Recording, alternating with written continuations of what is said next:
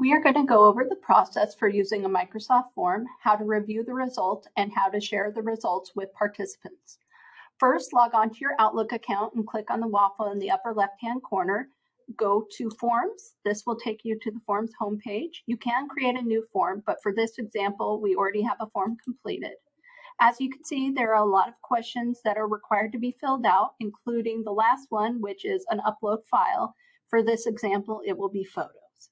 After creating a form, I recommend that the form creator submits a sample of the form just so they can see what the output will look like and make sure it's how they want it to look. To do that, you would click on Preview, and then you would submit the answers, including uploading the photos, and then hit Submit. To view the results, click the back button, and then click on the Responses tab. You have two options to view the submissions. The first one is View Results. View Results shows you one submission at a time. With this one, the form creator can see the photos were submitted. They won't see the actual photos, but there will be hyperlinked access to the photos. Now, just because the form creator can see these photos does not mean that everybody who might get access can see these. Without having permissions granted to them, the other participants will try and click on these, and it'll say that you do not have permission, request access.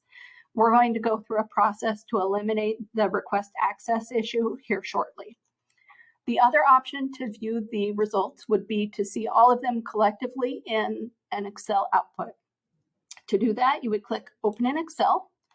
This will download an Excel output that will look something like this. Now, the Excel output is actually really handy for situations where you may want to sort and filter the collective data. For example, on this, maybe we just want to look and pretend there are more here. We would just want to look at who submitted a form that was about camera number 1, and you could do that. Now, the less ideal, less user-friendly part is with the photo output. It does not put the photos in a cell. It does not even have hyperlinks to the photos in this. What it produces is a URL that the reviewer can then take the URL, open it in a browser, and then it would show what the photo was. Now, that is less than ideal, and we are going to go over some different options that will first allow participants to have access to the results of the form, and then we will go on to show how we can grant access to the file outputs. So first, to share access to the forms at all, you would want to go back into your form. On the right-hand corner, you want to click on the 3 dots and go to Collaborate or Duplicate. There's a drop-down menu that allows options. For this situation, I would recommend the bottom option, where you can put specific people to have access with the link. So you'll enter in the people, for example, the people in the class or the participants in the study, and then they would have access as long as they had the link to the form. Now, we want to make sure that when they click on those photo options that they have access to see them.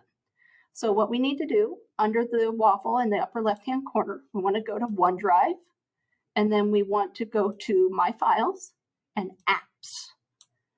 The Apps folder will then have options. You'll want to click on Microsoft Forms, and you'll want to find the folder that has the form that you just created.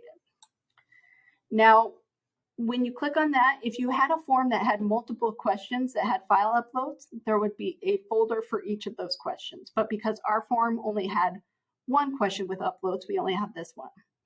If you hover past the file name, you'll see these 3 options. You'll want to click on this arrow because this means sharing. So it'll pop up a box that will allow you to put the name in of the people you want to have access. Make sure you put a message of what you're sharing and why, and then send it. The recipients will get an email that looks like this, which will gain them access to review the folders and the photos within the folders. So once they click on that option, this is what it'll show them. It'll show them all of the photos that have been uploaded, and they can click on those. So they'll be able to see what was submitted and just arrow arrow over. So where it does put them all together, you can at least see who submitted what photos. So that is how you use Microsoft Forms, how you can view the access, how you can share access. And if you have any questions, please contact the TLPEC office. Email us at tlpec@csc.edu.